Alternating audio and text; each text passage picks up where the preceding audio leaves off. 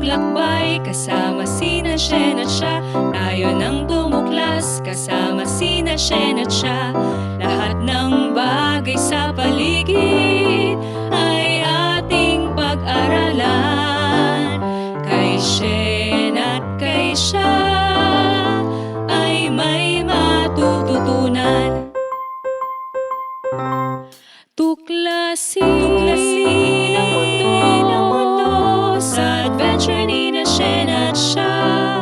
Tuklasin ang mundo sa adventure ni na Shen at siya. Tayo nang maglakbay, kasama sina Shen at siya.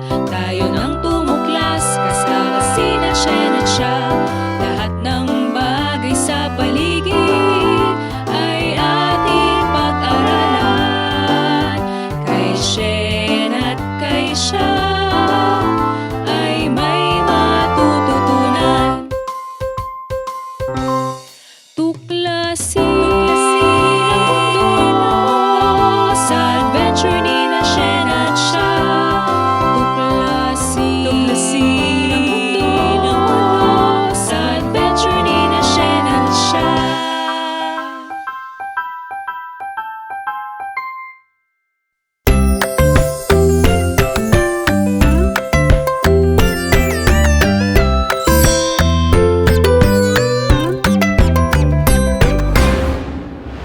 Siya, anong ginagawa mo? Nakita ko itong mga larawan sa ating photo album, Ate Shen. Tingnan mo ang larawang kasama ang mga kaklase at kaibigan natin sa klase ni Ginang Malyari. Nasaan? Tignan ko nga siya. Nakakatuwa naman. Ang mga nasa larawan ay sina Rina, Dan, ikaw, tsaka ako. Kuha ito nung nakaraang taon sa klase natin sa science. Halos mag-iisang taon na yan siya. Buti nakita mo yung larawan na to. Oo nga, Ate Shen. Buti na lang, nagkaroon ako ng pagkakataong maglinis at mag-ayos ng aking mga gamit. Ngayong nanatili tayo sa bahay dahil sa pandemic. Nailagay ko ang photo album sa loob ng kahon.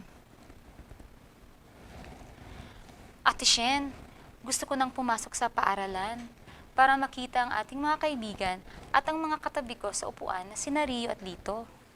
Pero siya, kahit pumasok tayo, paniguradong iba-iba na ang posisyon ng ating mga upuan dahil kailangan nating panatilihin ang isang metrong layo mula sa taong nakakasalamuha natin para makaiwas sa sakit na COVID-19. Sayang naman, gusto ko nga sana na ipwesto ako ng ating guro sa gitna ni Rio at Lito. Masaya silang kasama, Ate Shen. Sila ang mga matatalik kong kaibigan. Oo nga, natatandaan ko nung nakaraang taon, katabi ko sa kaliwa si Dan, tapos nasa harapan naman kita. O paano siya? Itabi mo na yan. Ilagay mo na sa loob ng kahon. Sagutan na natin ang ating mga Cypax. Nasaan kaya aking mga Cypax, Ate Shen? Natatandaan mo ba kung saan mo ito nalagay? Hindi ko matandaan kung saan ko nailagay, Ate Shen. Naku siya, sabi ng nanay, maging masinop tayo sa ating mga gamit upang madaling matukoy ang mga to. Tulungan mo akong maghanap, Ate Shen. Kapag hindi ko ito kaagad nakita, matatagalan ako sa pagsagot. At sayang din ang oras. Tutulungan kita sa paghahanap. Saang posisyon mo ba ito nilagay? Anong bagay ang katabi nito? Ate Shen, kanino mo pa nababanggit ang posisyon? Anong ibig sabihin ng posisyon? Ay naku siya, marami ka na namang tanong. Upang masagot ang mga katanungan mo, oras na ng ating paglalakbay. O paano mga kapwa ko bata? Tayo nang maglakbay. Dadalhin ko ang aking kamera. At dadalhin ko naman ang aking paboritong aklat. Sa paglalakbay natin, ating tuklasin ang mahalagang gintong kaalaman sa bawat aghamon na lulutasin natin. Samahan ninyo kami sa isang adventure kasama si Shen at siya. Tayo nang maglakbay, kasama sina Shen at siya. Tayo nang tumuklas, kasama sina Shen at siya. Lahat ng bagay sa paligid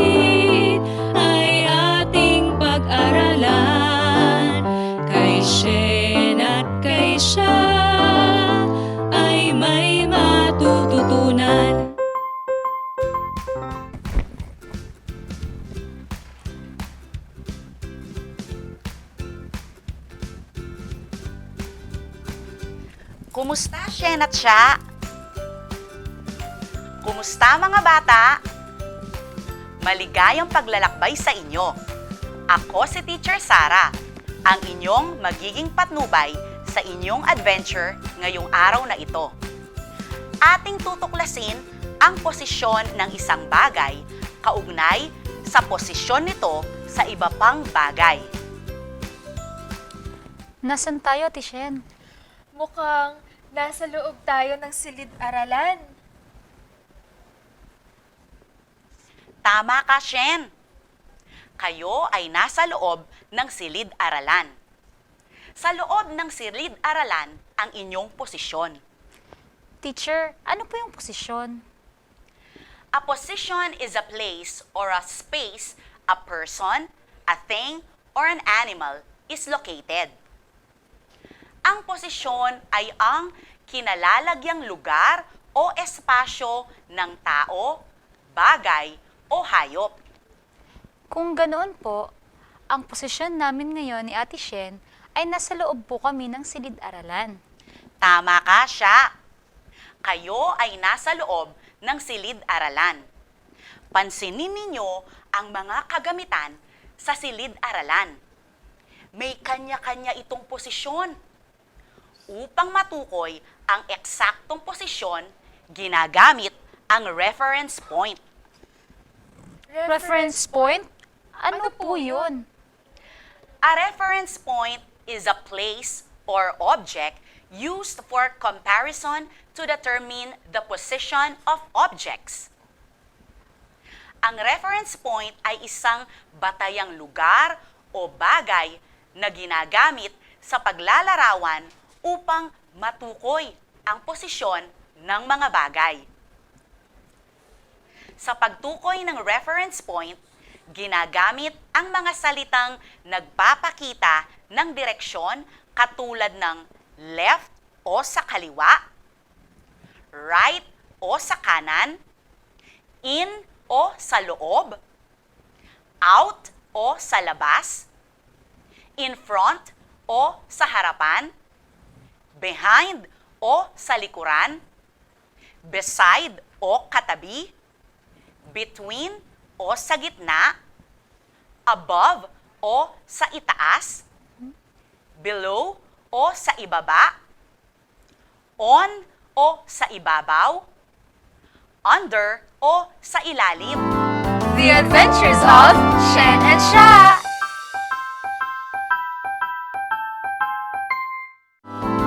The Adventures of Shen and Sha! Ganoon po pala ang mga salitang maaaring gamitin sa paglalarawan ng posisyon ng isang tao, bagay o hayop. Tingnan mo, Ate Shen. Kumikinang ang aklat. Yan ang ating susunod na aghamon. Mga bata, tingnan ang larawan. Saan makikita si Lito? A. Sa kanan ni Rio. B. Sa harap ni Rina. C. Sa likuran ni Ginang Malyari.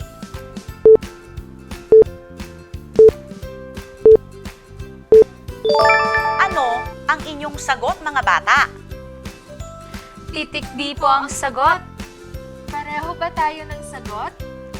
Titik D rin ba ang inyong sagot? Tama! Ang sagot ay titik B. Sa harap ni Rina. Ang huhusay ninyo. Sa sitwasyong ito, si Rina ang reference point upang matukoy ang posisyon ni Lito. Ang salita upang mailarawan ang reference point ay ang salitang sa harap. Great job! Isang gintong kaalaman na naman ang inyong nakuha. Saan nakaupo si Rio? A. Sa kanan ni Sha. B. Sa harap ni Shen. C. Sa kaliwa ni Dan.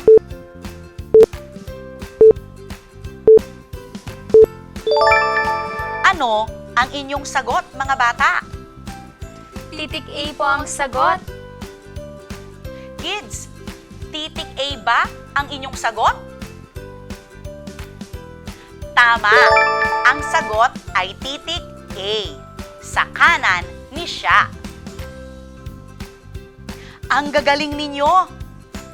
Sa sitwasyong ito, si siya ang reference point upang matukoy ang posisyon ni Rio. Ang salita upang mailarawan ang reference point ay ang salitang sa kanan. Thumbs up sa inyo! Isang gintong kaalaman na naman ang inyong nakuha. Ikatlong ginto. Saan nakaupo si Dan? A. Sa harap ni Rina. B. Sa kanan ni Rio. C. Sa kaliwa ni Shen.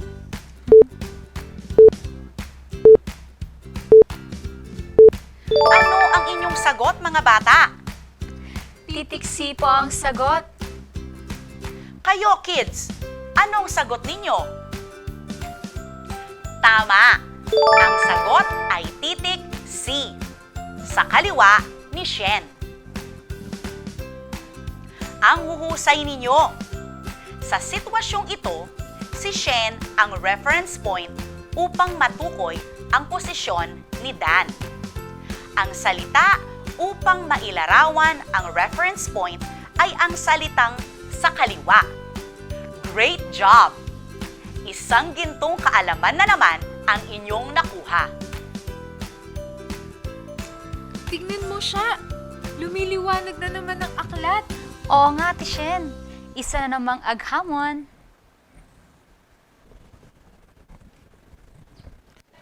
Nasaan tayo, Tishen? May maraming libro, mga mesa at upuan. Sa tingin ko, tayo ay nasa... Kayo ay nasa loob ng silid-aklatan. Ang silid-aklatan ay isang lugar kung saan makikita ang iba't ibang uri ng aklat. Ang mga nakikita ninyo ay mga batang katulad ninyong gustong magbasa upang lumawak pa ang kaalaman. Pwede po bang sabihin na ang reference point namin ay nasa loob ng silid-aklatan? Oo siya. Tama ka. Ang reference point ninyo ay ang silid-aklatan. Kaya kung itatanong natin kung saan ang posisyon ninyo, maaari nating sabihin na kayo ay nasa loob ng silid-aklatan. Mga bata, nasaan sina Shen at siya ngayon? Magaling! Sina Shen at siya ay nasa loob ng silid-aklatan. Tingnan mo, Tishen. Anong kumikinang sa itaas ng mesa? Yan ang inyong ika-4 na aghamon. Saan makikita ang aklat tungkol sa planet Earth sa silid-aklatan? A. Sa ilalim ng diksyonaryo. B. Sa kanan ng computer. C. Sa ibabaw ng mesa. Ano ang inyong sagot? Tara, sabay-sabay nating magitin ang ating sagot. Titik C. Nasa ibabaw ng mesa ang aklat na may pamagat na planet Earth. Ang gagaling ninyo, Shen at siya. Kayo rin, mga bata. Tunay kayong sai-henyo. Dahil tama ang inyong sagot, isang gintong kaalaman para sa inyo. Siya at Shen, paano ninyo natukoy ang posisyon ng aklat? Madali ko pong nailarawan ang posisyon ng aklat gamit ang salitang sa ibabaw ng mesa bilang reference point. Tama ka. Sa ibabaw ng mesa ang reference point na ginamit upang matukoy ang posisyon ng aklat na may pamagat na planet Earth. Saan makikita ang computer? A. Sa likuran ng mga bata. B. Sa harapan ng librarian. C. Sa ilalim ng mesa. Ano ang inyong sagot? O mga bata, sabayan ninyo kami. Titik B ang aming sagot. Makikita sa harapan ng librarian ay ang computer. Amazing! Ang galing nyo, Shen at Sha. Kayo rin mga bata, tunay kayong henyo. Dahil tama ang inyong sagot, isang gintong kaalaman para sa inyo. Shen, Sha, paano ninyo natukoy ang posisyon ng computer? Madali ko pong natukoy ang posisyon ng computer dahil ginamit ko pong reference point ang librarian at nasa harapan po niya ang computer. Tama ka! Sa harapan ng librarian ang reference point na ginamit upang matukoy ang posisyon ng computer. Ika-6 na ginto. Saan makikita ang aklat ng natural disasters? A. Sa kaliwang kamay ng librarian. B. Sa kanang kamay ng librarian. C. Sa kaliwang kamay ng batang babae. Ano ang inyong sagot? Mga bata, sabay-sabay nating bigasin ang ating sagot. Titik B ang aming sagot. Makikita Sa kanan, sa kamay ng librarian ay ang aklat na may pamagat na natural disaster. Magaling, Shen at Sha. Kayo rin mga bata, tunay kayong henyo. Dahil tama ang inyong sagot, isang gintong kaalaman para sa inyo. Sha at Shen, paano naman ninyo natukoy ang posisyon ng aklat na may pamagat na natural disasters? madali ko pong nailarawan ang posisyon ng aklat na may pamagat na natural disasters gamit ang salitang sa kanan kamay ng librarian bilang reference point. Tama kayo. Sa kanang kamay ng librarian ang reference point na ginamit upang matukoy ang posisyon ng aklat na may pamagat na natural disasters. Tandaan, ang posisyon ng mga bagay ay mailalarawan sa pamamagitan ng ibang bagay gamit ang reference point. Salamat po, Teacher Sarah. Marami na naman po kaming natutunan ngayon sa aming paglalakbay. Ganyan din ba kayo mga bata? Oo nga siya. Nakuha ko na ang mga gintong kaalaman. Tara na! Oras na para bumalik sa bahay. Hanggang sa muling pagkikita, Teacher Sarah! The Adventures of Shen and Sha!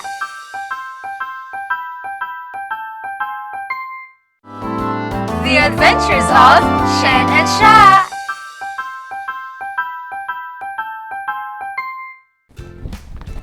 Nandito na tayo siya.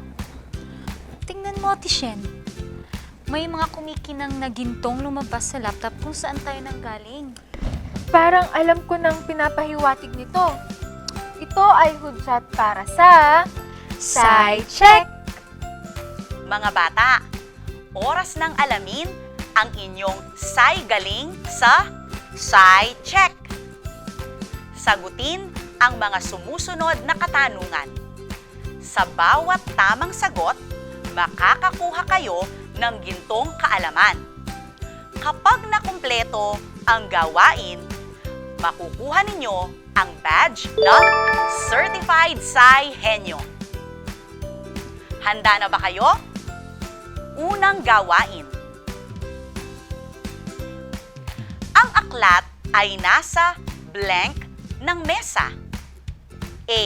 Itaas. B. Ibaba. C. kaliwa.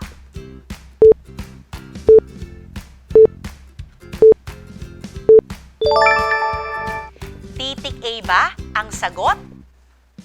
Say galing! Ang aklat ay nasa itaas ng mesa. Isang ginto para sa inyo. Ikalawang gawain. Ang bola ay nasa blank ng lalaki. A. Itaas. B. Likuran. C. Harapan.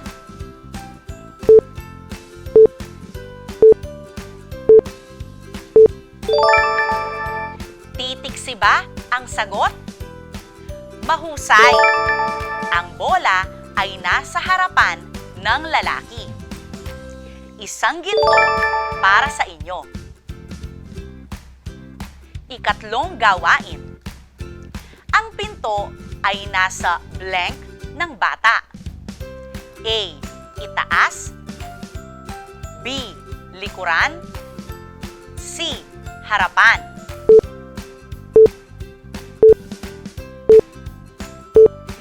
Kung titik B ang sagot, amazing! Ang pinto ay nasa likuran ng bata. Isang ginto para sa inyo. Susunod na gawain. Ang pusa ay nasa blank ng mesa. A. Gitna. B. Ilalim. C. Ibabaw.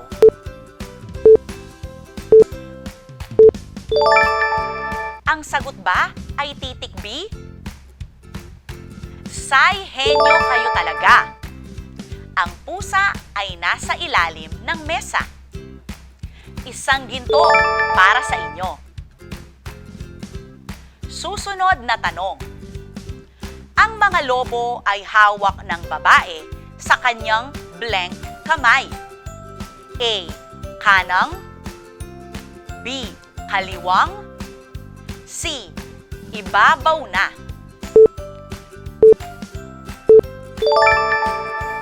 Titik B ba ang sagot?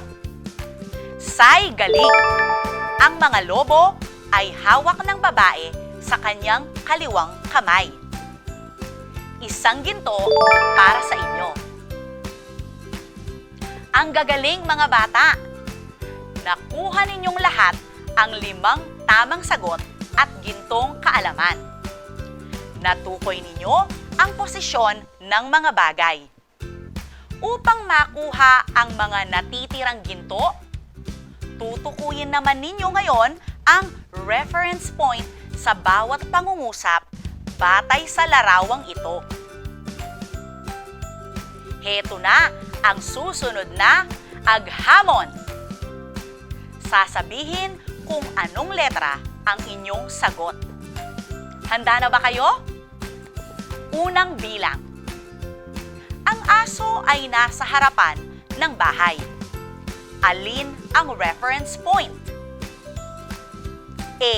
Aso. B. Bahay. C. Harapan.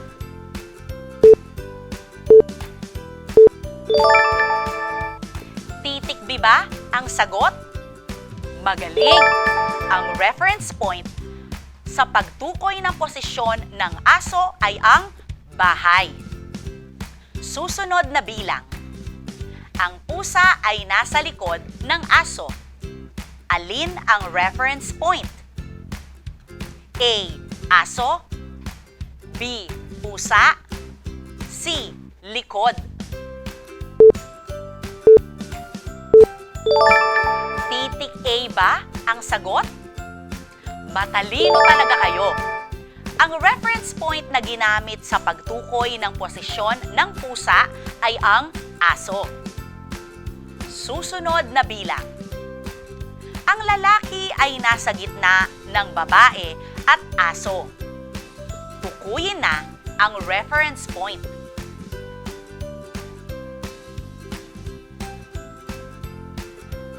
A. Gitna. B. Lalaki. C.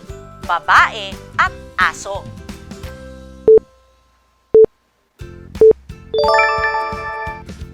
sagot ay titik C? Ang say galing-galing ninyo! Ang reference point na ginamit sa pagtukoy ng posisyon ng lalaki ay ang babae at aso. Ika-4 na bilang. Ang babae ay katabi ng lalaki. Alin ang reference point? A. Babae. B. Lalaki. C. Katabi. Titik B ba ang sagot? Perpekto ang sagot ninyo. Ang reference point na ginamit sa pagtukoy ng posisyon ng babae ay ang lalaki. Huling bilang. Ang mga saranggola ay nasa taas ng babae at lalaki. Alin ang reference point? A. Sa taas. B. Saranggola. C. Babae at lalaki.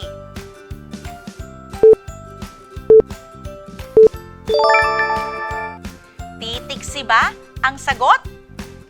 Mahusay! Nakuha ninyo ang tamang sagot. Ang reference point na ginamit sa pagtukoy ng posisyon ng mga saranggola ay ang babae at lalaki. Nasagot ninyo ng tama ang lahat ng gintong kaalaman. Tunay na kayo ay mahuhusay. Nasagot ninyo ang lahat ng mga side check. Napagtagumpayan ninyo ang ating aghamon. Kayo ay mga certified Sai-henyo. Mga bata, muli, ako si Teacher Sara, ang inyong gurong patnubay ngayong araw. Hanggang sa muli, paalam! The Adventures of Shen and Sha!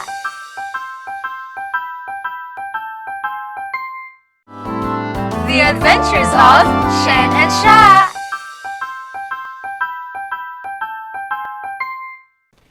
Lubos ang aking saya sa adventure natin, Ate Shen.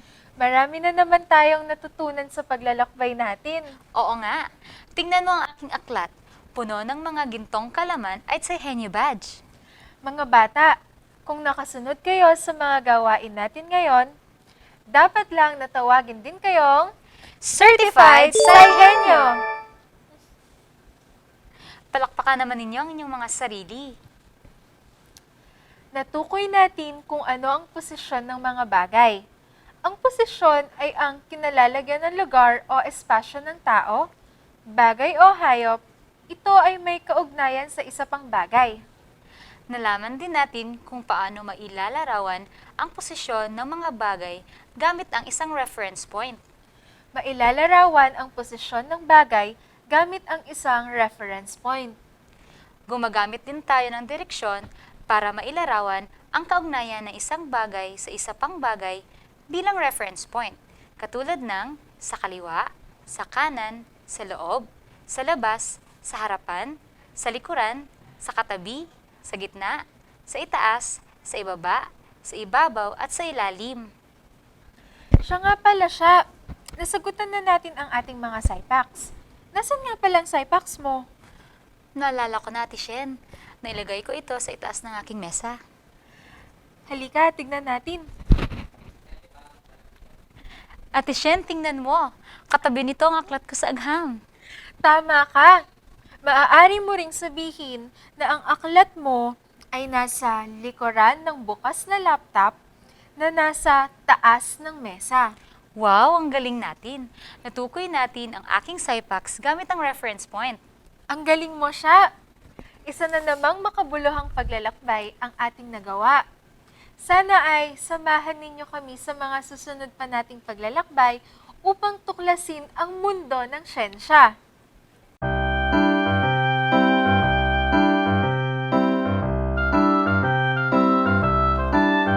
Tayo nang maglakbay, kasama sina Shen at Sha sa kaliwat kanan, sa harapan at likuran.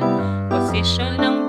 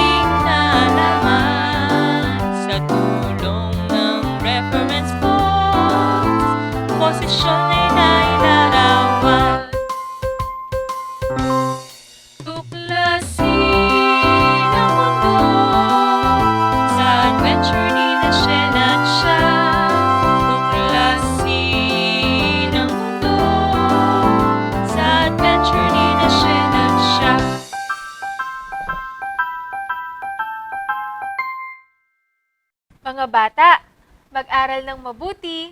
Ngayong panahon ng pandemya, kailangan pa rin nating mag-aral sa pamamagitan ng pagsagot sa ating mga self-instructional packets o SIPACs. Manatili tayo sa ating bahay upang makaiwas sa sakit. Isa pang paalala, mahalagang maging masinop sa mga bagay. Itagong mabuti ang mga bagay na mahalaga sa atin. Gamitin ang gintong kaalaman na natutunan upang madaling makita ang mga bagay.